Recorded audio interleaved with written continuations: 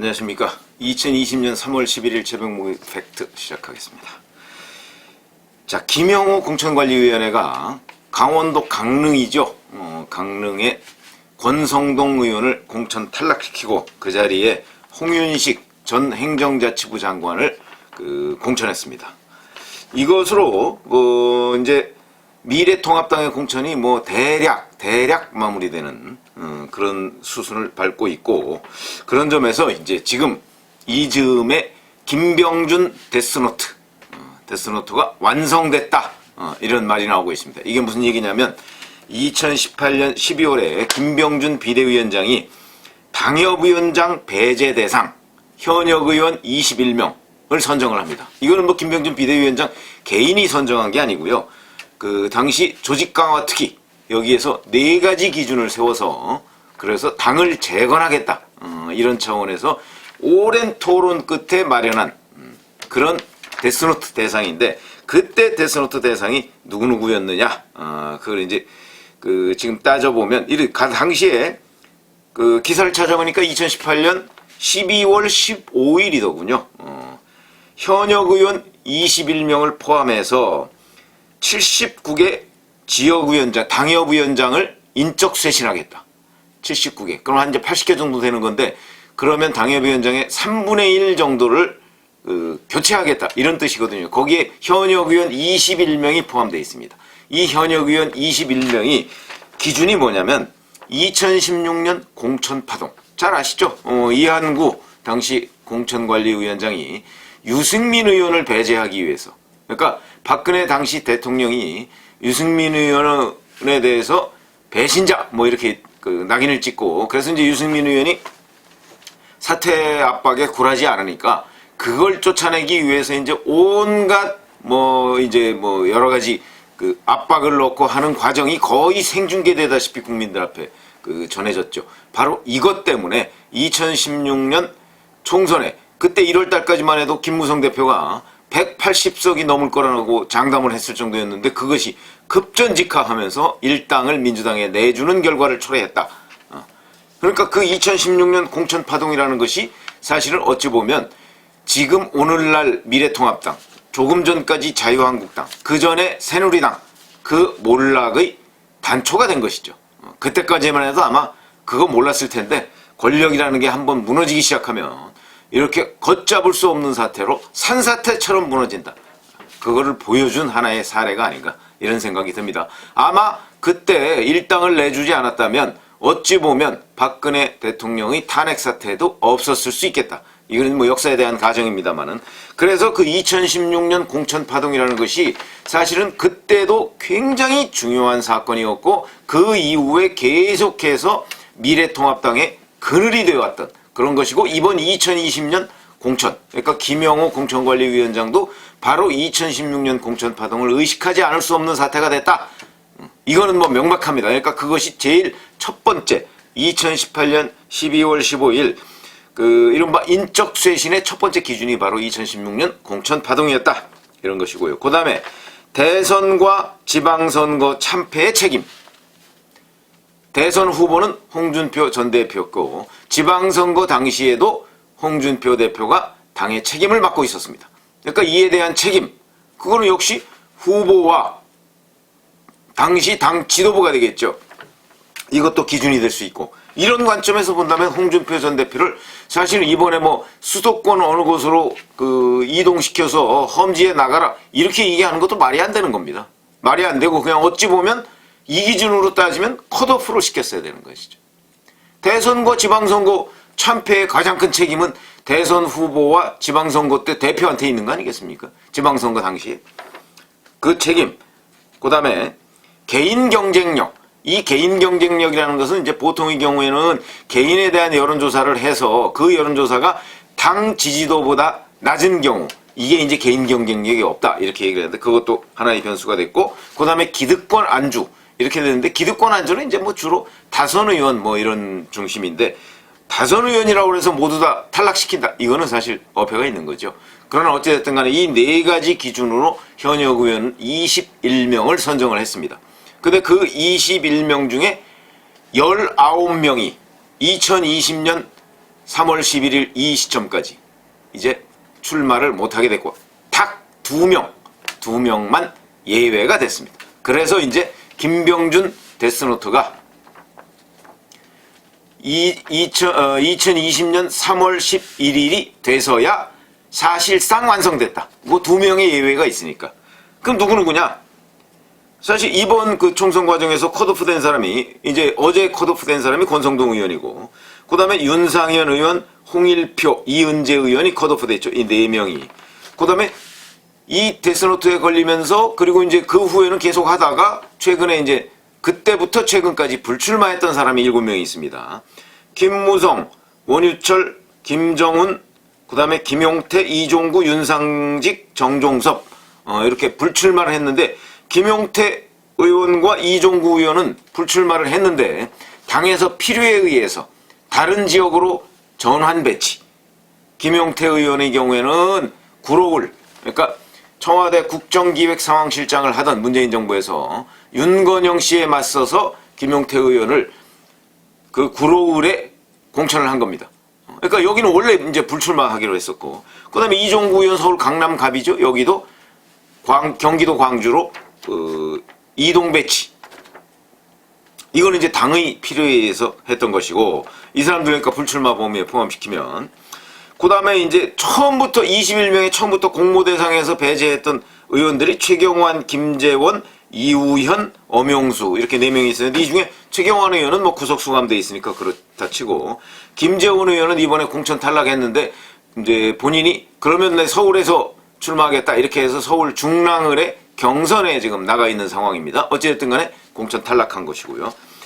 그 다음에 이제 다른 의원들이 누구냐면 홍문종 의원 탈당했죠. 이군현 의원은 이제 의원직 상실했으니까 그렇고 황영철 의원도 그 후에 이제 의원직 상실했고 그 다음에 이완영 의원도 이제 불출마했고 근데 살아남은 그 데스노트 21명 중에 살아남은 사람은 2명 홍문표 의원과 곽상도 의원이다. 이 두 사람은 홍문표 의원의 경우에는 이제 충남 홍성 예산 아닙니까? 여기는 이제 그 경선을 붙였고 여기도 이제 만약 경선에서 탈락한다고 하면 이거야 어쩔 수 없는 거죠. 경선을 붙였고 그 다음에 곽상도 의원 한 사람만 단수 공천을 했습니다. 대구 중남구 단수 공천을 했는데 잘 아시지만 최근에 곽상도 의원은 대통령 민정수석을 했었는데 최근 조국 사태와 최근에 그 문재인 정부 어떤 견제 이런 의미에서 상당히 여러 가지 공로를 세웠습니다. 아마 그런 점이 참고가 됐나? 이런 생각도 들기는 합니다만 어쨌든 간에 단수 공천으로 유일하게 살아남은 사람은 곽상도 의원 1명이고 경선까지를 포함하면 홍문표 의원하고 2명 그러니까 김병준 전 비대위원장의 데스노트 21명 중에 19명이 적중한 셈이다. 이렇게 말씀을 드릴 수가 있고 이게 어떤 의미를 갖느냐? 저는 이것이 바로 김형호 공천관리위원회가 가지고 있는 탄핵의 강을 건너고 통합의 이미지를 살리려는 그거의 완성이다. 이런 말씀을 드립니다. 그래서 김형호 공천관리위원장도 이렇게 얘기했습니다. 시대의 강을 건너려면 밟고 지나가야 할 다리가 필요하다. 어찌 보면 전 명언이라고 보는데요. 시대의 강을 건너는 것이 결국 탄핵의 강을 건너자. 그건 유승민 전 대표가 통합을 하면서 미래통합당에 요구했던 것 중에 하나입니다. 탄핵의 강을 건너자. 그거는 탄핵과 관련해서 물론 유승민 전 대표가 요구한 것은 탄핵과 관련해서 탄핵에 반대했던 사람들을 좀 정리해야 되는 것 아니냐 이런 의미로 요구를 했겠지만 지금 객관적으로 본다면 탄핵에 반대했던 사람들 그러니까 박근혜 대통령을 당시에 결사옹위하자 이렇게 했던 사람들만 만약에 쳐냈다고 생각을 해보십시오. 지금 이 미래통합당이 미래도 없고 통합도 없습니다. 그렇죠? 그런 점에서 본다면 제가 보건대는 김형호 공천관리위원장이 탄핵의 강을 건너자는 의미는 탄핵에 찬성했던 사람과 반대했던 사람 그러니까 탄핵에 반대했던 사람들이 얘기한 게 바로 탄핵 칠적이라고 하는 사람들이었는데 그 사람들 다 배제했고 그 다음에 탄핵에 찬성했던 당시 비박계를 중심으로는 또 친박 핵심 진박 논란을 일으켰던 이 사람들이 바로 2016년 공천파동을 일으켰던 주역들 아니겠습니까?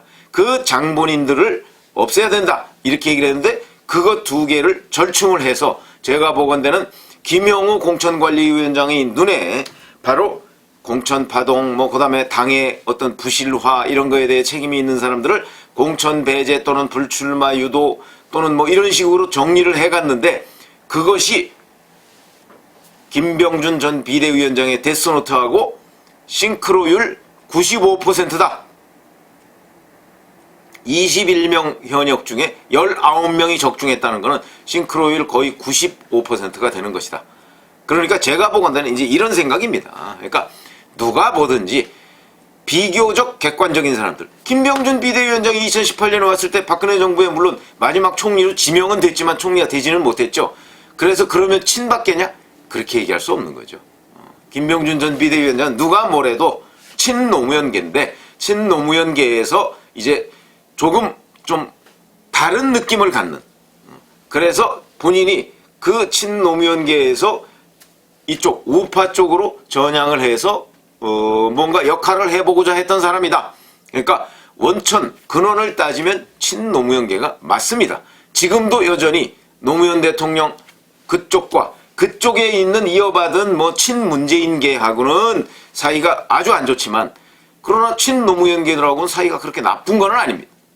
그렇기 때문에 친노무현계 객관적인 시각을 가질 수가 있는 것이고, 지금 김영호 공천관리위원장 잘 아시다시피 김영호 공천관리위원장은 계파색이 아주 옅은 사람입니다. 친박이라고 하기는 어렵고, 근데 비박 엄밀하게 따지면 사실 이명박계에 조금이라도 가깝습니다. 왜냐하면 이명박 대통령 인수위원회에 있었죠. 거기 부위원장을 했기 때문에 조금 가깝긴 한데, 그렇다고 또 비박이냐 또는 친MB냐 이렇게 하기도 굉장히 좀 이렇게 분류법이 애매한, 그러니까 계파색이 별로 없는, 본인은 출신은 부산 영도 출신 아닙니까? 그래서 계파색이 좀 애매한 사람이기 때문에 저는 그게 오히려 객관적일 수 있다고 이렇게 보는 거죠. 그래서 그 객관적인 사람, 그러니까 김병준, 김형호 이렇게 그동안에 이 새누리당의 이제 친박 비박 갈등에서 좀 객관적이었던 사람들이 보는 눈은 비슷하다. 싱크로율 95%다. 이런 말씀을 제가 드리고자 하는 거예요. 그러니까 예를 들어서 저는 이제 늘 얘기했지만 어느 한쪽에 편을 안 들겠다. 물론 저한테 너 누구 편이지 이렇게 손가락질 하는 분들이 굉장히 많은 걸로 제가 알고 있습니다. 댓글도 보면. 그러나 저는 지금까지 저 스스로는 누구 편을 들지 않는다 이렇게 지금 생각을 하고 있기 때문에, 남들이 뭐라 하든 그런 눈으로 보면 21명 상당히 그럴듯하게 잘 뽑았다. 그런데 그 눈은 김병준의 눈이나 김형호의 눈이나 결국 비슷했다. 그걸 제가 말씀드리고자 하는 것이고, 이런 관점에서 본다면 그러면 결국은 이번에 컷오프나 공천이 비교적 좋은 후한 점수를 받을 수밖에 없다.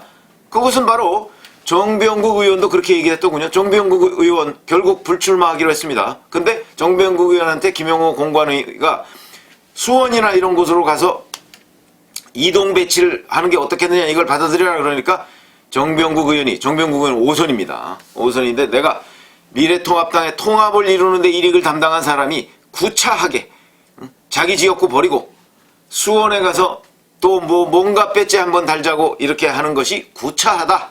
그래서 나는 개혁의 칼을 맞겠다. 이렇게 얘기했습니다. 깔끔한 것으로 저는 보입니다.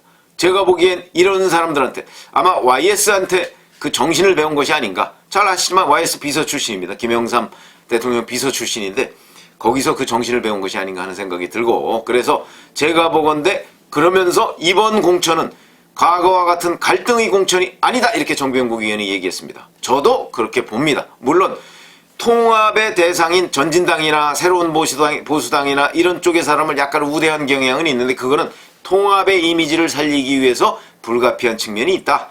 저는 이해하는 편이고, 정병국 의원도 보니까 그것을 10분 이해하고 있더군요. 그런 의미에서 이번 공천을 평가해야 된다. 그래서 제가 오늘 말씀드린 내용은 김병준 비대위원장의 데스노트 21명이 대부분 적중했다 이런 말씀을 드립니다. 그 적중했다는 것은 결국 그만큼 객관성을 띄었다 하는 그런 의미를 갖는다 이런 말씀을 드립니다. 감사합니다.